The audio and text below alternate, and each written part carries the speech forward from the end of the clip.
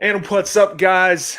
We are so glad to have a special guest here on the podcast this evening. We have 2027 QB commit Trent Seaborn. Trent, it's such a pleasure to have you here. I got to just ask, how are you, man? I'm doing good, and thank you so much for having me. Absolutely, absolutely. So obviously, we start every podcast with just a little bit of an icebreaker, and obviously, previously mentioned it to you. So, top five Alabama QBs of all time. It doesn't have to be under Saban. It doesn't have to be under Shula. It can be under any coach, anytime. So let's hear your top five. That's pretty hard. Number one, I gotta go Asian McCarron. That's in my opinion. I think he's the best of all time. Although behind him, though, I think I gotta go Tua. That's someone that I've been watching since I was a real little kid. Um, After Tua, I gotta go Bryce. Um, and then after Bryce, Matt Jones, man, Matt Jones is I think amazing quarterback, super underrated. And then like for number five, I gotta go like older, like real old. I'll probably go like Joe Namath. So Namath. All right, all right, yeah. All great athletes, man. Especially Bryce and Tua and Mac. I mean, kind of all right there. Actually, that was kind of the heir to each one. There, it went to Tua and Mac, and then Bryce. But AJ at the top, man. That's interesting. A lot of people kind of put AJ in that top, 10 or five or anything like that. But I've never heard anybody put him at the top. But I mean, honestly, I mean, a three-time champion, a three-year starter. I mean, has the most passing yards in history. So, I mean, honestly, I mean, like, I will say, like, he is probably up there. I'd probably have to put AJ just for me personally. I probably put him at like probably three. I've definitely got at number five. I've got probably Jalen Hurts at number four. I've got Joe. I probably got to agree with you and Joe Namath. And obviously three, I said AJ. Two, I got to go Tua, and one, I definitely got to go Bryce. And the only reason I put Bryce over Tua is Bryce won the Heisman. He was the first QB to do it Yeah, at Alabama. So that's the only thing that I put in there. He kind of broke through the barrier because, Alabama's had so many good QBs over the years, and Bryce was, he obviously came in and, he was that QB that, hey, we um, honestly got through the mold there. So Trent, for all the people who don't know, if these people who are, currently watching, if they don't know obviously anything about you, just spend a few seconds telling everybody just about who you are, obviously who you play for, as well, and just kind of just a little bit of background on yourself. yeah. I was born in Hawaii. That's where I'm originally from. Out there is actually how my family and I came really close with the Tonga Vailoas. Tua's dad, Coach Nalu, has been my coach for, gosh, as long as I can remember, since I was probably about 6 years old. He's been coaching me as a quarterback, and he still coaches me to this day. Um, and then so when Tua got to Alabama, their whole family moved out here, and around that same time, my family actually moved to Colorado, and during that time in Colorado, we would pretty frequently fly out, 2 3 times a year to just come train with Coach Nalu, still getting that work in. But through those trips, we were able to watch Talia, Tua's younger brother, play on Friday nights at Thompson, and then watch Tua play on Saturdays. So that was really cool. And through that though is how we met Coach Freeman, my current head coach here at Thompson. So obviously Talia was a junior or senior in high school, and I was gosh probably third grade at the time, and we met Coach Freeman, and my parents absolutely fell in love with him. That was a person that that they wanted me to play for, that they wanted me to be coached by, be raised as a young man, and he's absolutely phenomenal. Just an amazing coach.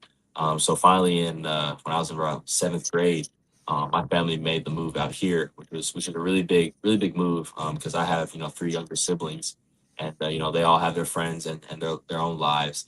But we all made the sacrifice to move out here, and that was about 4 or 5 years ago now. And then I got to Thompson, pretty much as soon as we moved here, and just been playing for the team ever since. It's been been a crazy journey. But God has blessed my family and I throughout the whole way, and I've had such great people around me guiding me through it all as well. Absolutely. And yeah, I mean, I think that's awesome. You get that relationship with obviously Tua and all them, and that's awesome because obviously Tua played at Alabama. Talua was there for a year, and I mean obviously getting to see that as well. So also a part of your journey as well is that maybe what a lot of people don't realize is that you were thrust into the starting job at Thompson just as an eighth grader.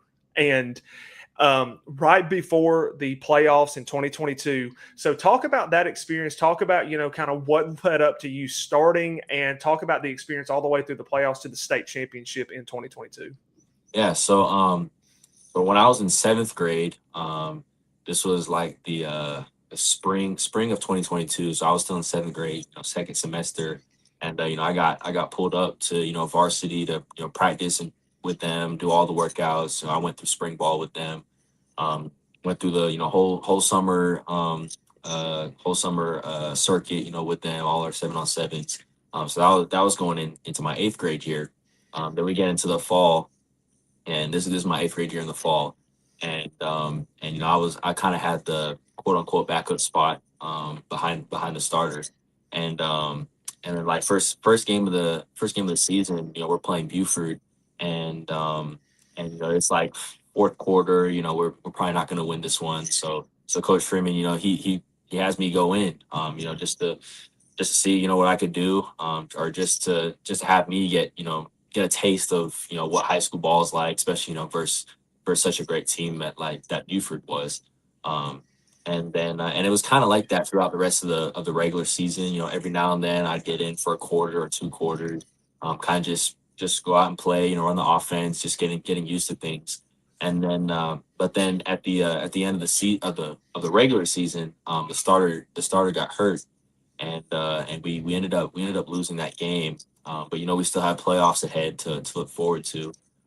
So a couple weeks later, it's the first round of playoffs, and Coach Freeman he names me the starter. Says I'll be starting, and pretty much after that, I've been starting ever since. So we went. Let's see, it was three rounds of playoffs, and then the state championship game, and we won the whole thing. And I mean, obviously, that's just, I mean, extremely impressive because I mean, I know that we were talking pre-show, and you were 13 at the time. So I mean, everyone who's listening, I mean, this kid couldn't even drive, guys. I mean, and he's out there as a state championship QB at just turned a teenager. So I mean, absolutely awesome. And as I said, I remember getting to see that game. I remember. Just really thinking like, man, this kid's an eighth grader. I said, this kid's just shredding, juniors and seniors all over the place. So Trent, now we're going to get into more of like your journey to Alabama.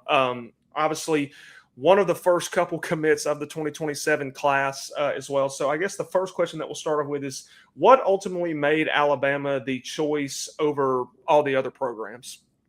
It was kind of a hard decision. Throughout the whole recruiting process, my family and I, we were able to go visit a whole bunch of different, colleges, meet a whole bunch of different coaches, just see a whole bunch of different programs, and every program that we went to was amazing in their own way. They were all so unique. So I mean, they made it hard, in a good way to make a decision. But eventually, I did end up choosing Alabama. It was kind of a it was a kind of a lot of different factors. It was they have a great coaching staff there. A great locker room. It's a great town. And I think the biggest, especially for my parents, kind of the biggest green flag is how close it is proximity wise to where I'm living currently. And it also helps that I've been a diehard fan since I was about third grade. So it's kind of always been my dream to play at Alabama, and then now that I was finally blessed to have the opportunity to go do it. I just wanted to take that opportunity and roll with it. So I've been really blessed to be able to say that I'm committed. Absolutely. And I guess kind of going off of that as well. And obviously, for everyone out there too, just take a moment and obviously we talked about this pre-show, and Trent actually had to correct me on these stats. But just so y'all can see what we're getting in Trent as well, his career passing stats are actually over 10 grand on the passing yards and over 100 passing touchdowns. He said INTs are up there around 23. The completion percentage up there around 71, 72. But if you just look at all of the accolades, I mean, you look at just all the progression from 23 obviously to his junior year. You look at his obviously his eighth grade stat line. And Trent, I don't even think I asked this, is that stat line correct on that eighth grade as well there? Uh, Gosh, I gotta zoom in real quick. Time I've out. got you 12 of 14 for 207 yards and 5 touchdowns for I that. think that's correct. It's been a minute since that game, so I can't exactly Yeah. remember. Yeah. And then obviously, let's go to one that you probably do remember 2025, 259 yards and 3 touchdowns a year ago. That sounds pretty It familiar. seems like. And it seems like because I remember that game got out of hand pretty quickly. But obviously, as you can see, guys, 3 times All American. I mean, 22 and 25 state title MVP. He won the obviously 7A back of the year in 25. And a 3-time state champion, soon to be 4, hopefully. But obviously, guys, you see what you're getting in him. I mean, takes care of the ball. I mean, that's something that Alabama QBs have always done extremely well. So I mean, obviously takes care of the ball. The numbers have improved each year. So I mean, again, completion percentage climb, all the yardage, all the touchdowns climb. So guys, this is what we're getting in Trent. And kind of going off of that question I just asked you, what's your relationship like with obviously Coach DeBoer? Because that's a big topic that, we obviously hear that, he's a player's coach, and, you've heard it from a lot of guys who played him at all these other schools, of just the type of coach that, he is. I obviously got the honor to interview a couple guys from the team a year ago. I got to interview Tim Keenan, and I asked him, and he pretty much had to say a lot of great things about Coach Swell. But what's your relationship like with him? Oh, it's really good. He's absolutely, a wonderful coach. Especially, during my OV, my family and I really got the opportunity to just sit down, just kind of just chop it up and relax with him, at his house, and, at the multiple dinners that we had. And I mean, he's just super down to earth, super easy to talk to. I mean, like you've heard, players coach. But also at practice, he knows how to get into guys, and I think that's what you need in a coach. A coach that has that fire under them, that won't let any guys slack, won't let them off the hook easily, and I think that's what makes him a really really good coach. Fantastic. And yeah, I think that's what, a ton of people had, when he came in 24, they were like, where's the intensity? Where's that passion and everything? That I think against Georgia, I think there was I think it was like a pass interference call. He started jumping up and down on the sideline, screaming at the official. And I think that's what they really wanted to see. And then last year, after the FSU loss, he kind of flipped a switch, and it just kind of went. But I guess what a lot of people don't realize about him is that he's always been that coach, even though he doesn't have to show it all the time. It seems like he's that coach all the time. And just like you said, I'm pretty sure you've been to obviously just a couple practices of where you've seen him probably get into guys. Oh yeah, no doubt. I mean, he definitely just doesn't do it for the cameras. He does it when it needs to happen. Mm-hmm. Yeah, that's fantastic. So kind of staying on topic of, obviously the relationships that you've obviously built with him, and I'm pretty sure a few of the position coaches as well. Obviously, and then obviously Coach Grubb as your OC. So in sticking with that, obviously your co-commit for 2027 is obviously Elijah Haven, and y'all obviously got to know each other pretty well out there. I believe at the Elite 11, if I'm not mistaken. And so kind of describe your relationship with him and kind of what it's been like on y'all's whole process of, he committed to Bama, and then obviously so are you. So, just kind of talk about, how you guys communicate and, obviously how y'all have grown as well. Oh, it's been really easy talking to him. People think, you get 2 quarterbacks in the same class, there's going to be, clashing or animosity, but it's not that at all. He's a wonderful person and an amazing player as well. I've gotten to know him, pretty well, actually. especially at Elite 11, like you were talking about. We were actually put as roommates Mhm. at that camp, and that was really cool. I got to spend the whole weekend, a good amount of time with him. And I mean, like I said, just great person, great family too. He comes from an amazing family that my family and his family are very familiar with each other. Our little brothers, every time we're on a visit, our little brothers like to play with each other, and our dads talk as well.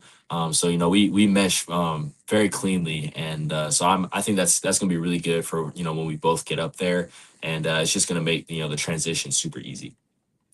Oh yeah, and that's it's obviously always great to have competition in the room because obviously you bring a skill set, he brings a skill set, but obviously competition brings back it obviously brings out the best in each other at the end of the day. And I mean, it's obviously great to have that. And you know that you've got a guy who's going to push you, but you also know that you have a guy who's also going to be your biggest supporter, and he's going to be there to encourage you, and so that you grow as a player and a person as well. And that's always great to have. um kind of sticking with the QB room. Safe to say, through the 2027 class and the 28 class and the 26 class, let's go back to last year.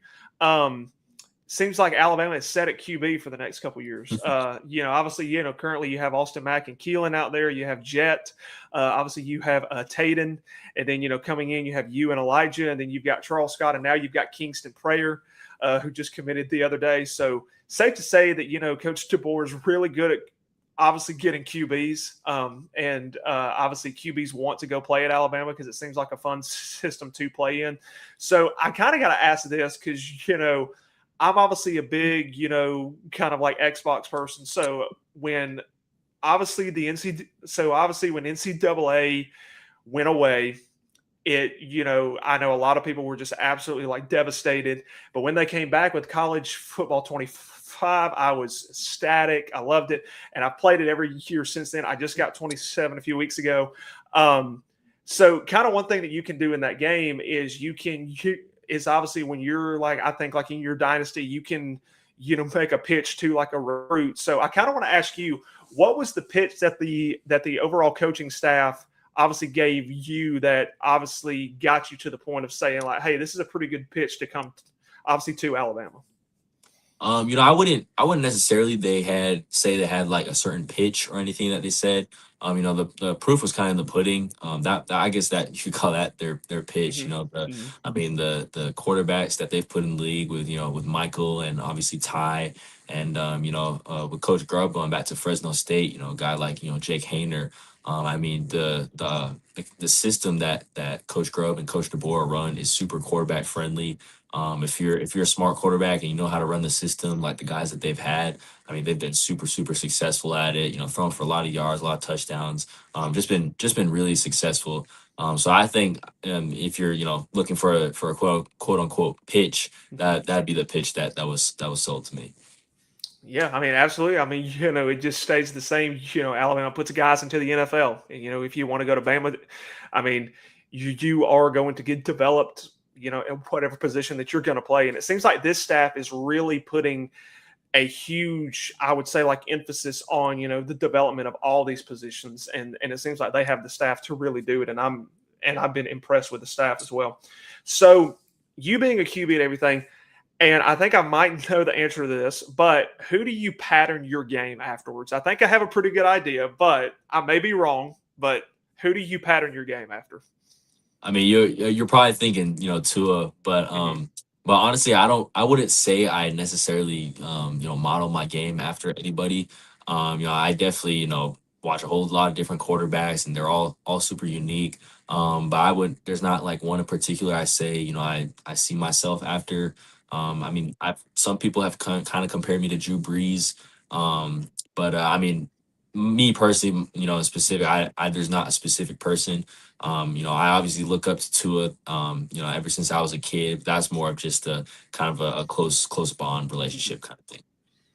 Yeah, absolutely. And I mean, obviously, I've asked a ton of commits that, and sometimes they say I like to create my own style. And, I want people to be comparing to me, in the future, and and say, he's the next, Trent Seaborn, he's the next like Mac Jones, he's the next Rashawn. Like he said, I want to be compared to someone as well. So obviously headed into your senior year at Thompson, obviously going to be the starter again, looking to go 3 in a row. 7 out of 8 is what you're searching for as well. So talk about some of the goals that you have for the team, for yourself, and just, obviously overall headed into August. I think, for especially, from a team standpoint, our goal every year is to, win state championship. That's kind of it's honestly become the standard here. Anything less is, considered a failure year, to be honest. It's, either state championship or bust. So that's it's kind of a goal that, all of me, my teammates, and my coaches, we all have our eyes set on. And then, from a personal standpoint, it's really just developing myself. Just getting better. Just getting more used to the game. Kind of developing my IQ of the game. Really just preparing myself to when I'm going to college. Just trying to flattening that learning curve as much as I can, because I know it's going to be very steep. But just trying to flatten it out, as best as I can. Absolutely. And I think that's huge because especially when you come from honestly like a powerhouse in Thompson, it kind of makes that transition pretty easy to Alabama because you're playing against the obviously top in your state each week, and it helps when you're in the biggest classification in Alabama, and it's definitely going to be an interesting year for Thompson as well. So, kind of just a little bit back on the recruiting trail. We've heard your journey here, so now we've got to. So you are solely committed to Alabama. You're locked in. So the question that I really want to ask is, are you actively trying to get anyone else to Alabama currently? Honestly, our class is, has kind of is coming along pretty well, I'd say. If there's one more person, that I think we'd all like to get, probably Manshan. But besides him, we've pretty much gotten all the guys that we've wanted, in this class. It's all, people will say, it's a small class, it's a quote unquote low ranked class. I wouldn't say that at all. The coaches said it themselves. They're focused on retention with their current players, which they've done a great job at that. And then obviously with this class, I wouldn't have people worry so much about stars and rankings or anything like that. If these coaches think that these are players that they want, committed, want on scholarship, and want to, come and help the team, then then the coaches are, absolutely right. They have, the right knowledge and the right eyes to, pick out the guys that they want.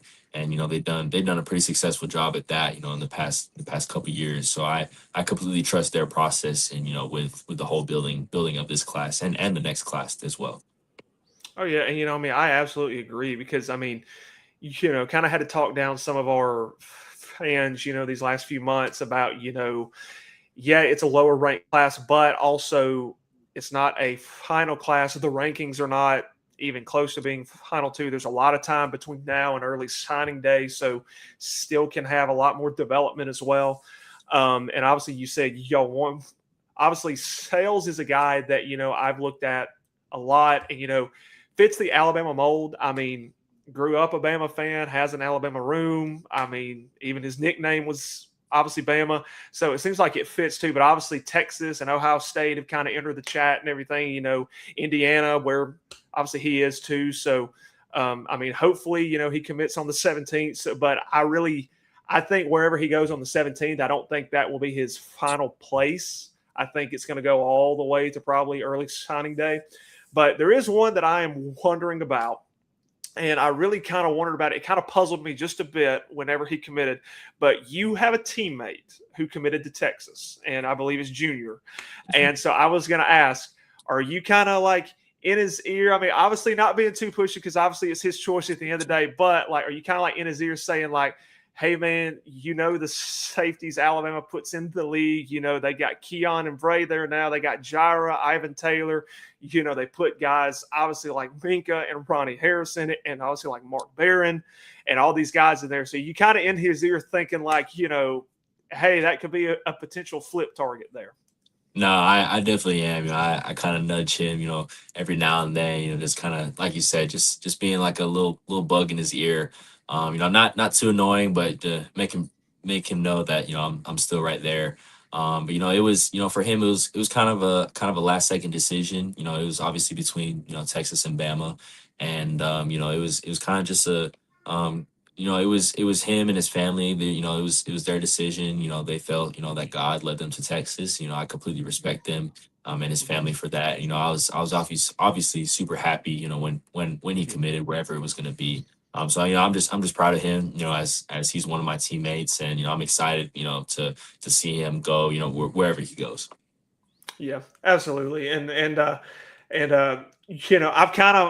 I'm kind of holding out hope that maybe he'll flip towards the end. I think that's one that probably goes to early signing day as well, because I think Alabama's still probably going to push as well, and I mean, like, as they should. I mean, like, he's a tremendous athlete at the end of the day. So these are just going to be some kind of quick hitter questions as we're obviously coming to the close. But obviously, the first one I'll ask is, who is your favorite Alabama player when you were growing up?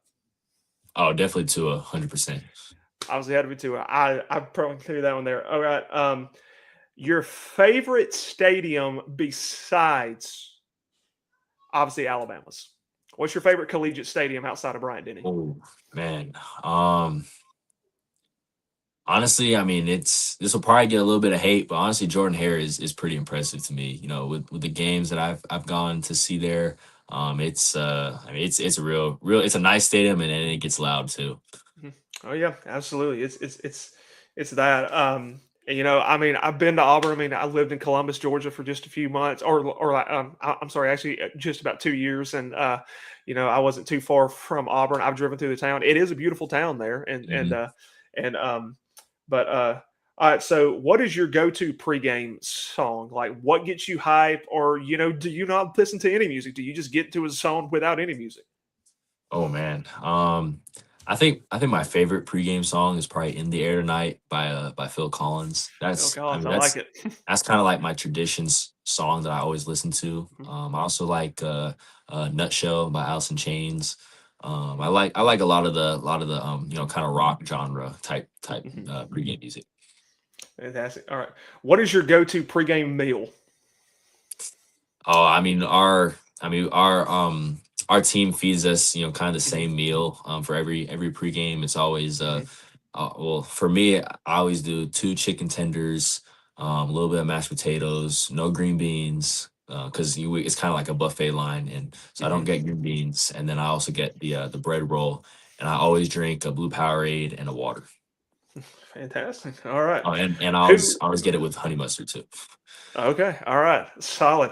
All right. Who is your favorite? And this can be present or past, or future potentially. Who is your top QB currently in the NFL, or like I said previously in the NFL? Favorite all time NFL quarterback probably Kurt Warner. Kurt Warner, solid selection. Has an amazing story too. No I doubt. mean, kind Yeah. of, and obviously, came out with the movie American Underdog. I mean, Mhm. was absolutely tremendous. All right, who is the hardest team that you ever played against in your high school career? Whew, man, I played a lot of good teams. But I gotta say, one of the Georgia teams, probably Grayson or Buford. They were really really good. Mhm. I was about to say Buford's always pretty solid, and Alabama's obviously gotten some Buford talent over the years as well. And their stadium over there in Georgia too is like, I compare it to obviously It's Alabama's, because enormous. they have the LED lights, and Yeah. it gets loud, it goes nuts. So yeah, I mean, I would have to agree with you there. So we know that every recruiting class kind of has all the different personalities and everything, but you've probably met everyone in the 2027 class. Or at least I like to think that you probably have. Mhm. And because obviously a lot of the guys come on campus at the same time, and you take multiple visits, and then your OV, and a few other things. who would you say the class clown is? Like, who's just the guy who's always joking, like who can make everybody laugh? Like, who do you think that class clown is for obviously the 2027 class? Oh man. Class clown. I mean, they're all really cool kids. None that kind of like stick out like sticks out to me like will purposely try to make everybody laugh. I mean, they're all cool. They're all cool to hang around. So it's I couldn't really pick one of them to be the quote unquote class clown. Mhm. Mhm. But yeah, I mean that's obviously good just to have like a whole class who loves being around each other as well. All right, what's one word that you would use to describe the Alabama fan base? Oh If you just had man. one word, Um, I say passionate. I was about to say I kind of thought that you were going to say passionate. That's usually how everybody describes, obviously us, Mhm. because we are a very passionate fan base. We do care about our team, and it's there's a lot of scrutiny that comes with it, but every athlete that's come through Alabama has always been able to take it. So yeah, I would have to agree with you. All right, what is your score prediction for your first game at Thompson for your senior year? Oh And man, obviously, like, who do you play? we play Central Phoenix City. But I'm not gonna lie, I'm really superstitious when it comes to that. I don't like doing Mhm. score predictions or anything like that, so I can't answer that. Hey, that's all right. That's all right. There's some days I don't like to pick either because I'm just kind of like I don't want to pick. I don't want to be wrong. I don't want to say a thing and then kind of go else. There's plenty of times on this podcast in the past years where I have not given a prediction because I'm like I'm going to say it. I'm going to think that we're going to win, or maybe I think that maybe it'll be close, and then it's a blowout, or it's anything else. That hey, I completely respect that as well. Um, what's one Alabama player that fans should keep an eye on that you would love to play with? Like it can be from this class, it can be from when you get there and they're already on the team. But what do you think is one player that you would just say, I want to play with that guy? Gosh, I'd probably say Sedarian Morgan. He's a guy that I've known for a good minute. Great kid. Absolutely phenomenal football player. So I'm really excited, to hopefully have the potential to be able to throw it to him. Absolutely. And he was a guy who I watched and obviously closely all year last year and tracked his recruitment all the way up to when he committed as well. And obviously glad that we got him. He showed out in the 8A game. And I think, with the injury to obviously Rogers in the 8A game, I think it's going to present an opportunity for him because I don't think Noah is going to be able to come back until about the halfway point of the season. So I think it's going to open the door for, I think, him a lot this year as well. Um, so I think the biggest question that I've got to ask on this, and again, you could have an opinion, and you obviously couldn't, but obviously in your time going to Alabama on an OV, you've obviously gotten to meet Austin Mack and Keelan. Mhm. Uh, obviously, if you know, that is the ongoing discussion all off season. Is it Austin or Keelan? And who has the edge or anything like this? So just sitting there with both of them, I did a podcast not too long ago and an article just about the whole QB battle. They both have different skill sets. They both have a lot of the same skill set, and I think we're in good hands either way. But from your standpoint, kind of give Tide fans your insight to what you've learned about Austin and Keelan from that personal time that you've had with them, and kind of let them know what they would be getting in either if Austin starts or obviously like if Keelan starts. Mhm. I've been able to spend a pretty good amount of time with each of them in the times I've been up there. Obviously got to watch them both in spring practices and then also in the spring game. Got to watch them in their summer PRPs as well. Um, and they're both phenomenal quarterbacks and phenomenal people as well. For them to choose a starter, I think it's going to be really difficult for the coaches to choose just because they're both hand in hand, so talented. They both run the offense very well. They're both great leaders, and both really hard workers too. They get all the extra work when nobody's watching. At hours when everybody's asleep. So they're both working to be that starting guy. I can't tell you who the starter is going to be. I have no idea. But I know that, whoever it is, the team will be in good hands. And I know that, the coaches will make the right decision in choosing, whoever the starter will be. Absolutely, and I think it's obviously as it draws closer, and obviously media days are coming up as well. So that'll be a question that I know Coach DeBoer is going to get over and over again. Um, and I think a lot of people really kind of saw a preview in the 8A game, and Austin kind of got hurt, and but obviously Keelan had a great opportunity ahead of him, and he made them, and he was obviously able to perform pretty well in the spring game, and he's obviously performed well in the offseason as well. And I was for one that I think that either way we go, I think we're in really great hands either way that we go. And I think even the young guys who have come in, with Jed and obviously like Taden, I think those guys, are also going to push them as well, because Jet was, a 5-star. Taden was I think a highly ranked 4-star, and they're both exceptionally tall as well. And it seems like DeBoer kind of has a style for his QBs, because it seems like the shortest QB is probably Keelan, and that's saying something. So it's because he's still 6'3". So but it's definitely awesome. But Trent, as we come to a close, tell the fans what games you will be currently trying to attend this season at Alabama. So if they run into you, they can chat it up or anything like that. So what games are you going to try to go to this year? Well, if I'm able to, it'll probably be all of them. I'm only an hour away, so as long as nothing comes up, I should be at every single one. All right, fantastic. And which game? I would say like home game. Which one are you probably like it's just you are just so like hyped about?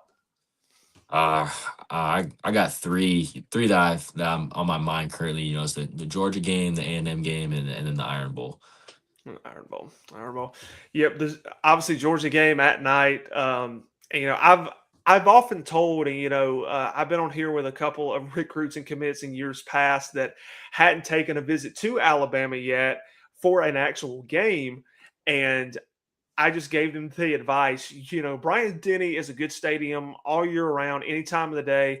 I love a good afternoon game, and I love a good 2:30 game, but there's something about it at night. Hmm. There's something about it when you go in there at night, the LEDs come on, all the pyrotechnics, and you get the lights go down and it's pitch black, and you get all the cell phones, they come on, and then you got the intro, and then you got the intro playing on the screen, and then it cuts to the team coming out of the tunnel and everything, and obviously everything's playing, and it's great. And I used to tell people, especially in prime Saban era, I used to tell them it's not often that you see 60,000 people go to see the team just get off of the bus.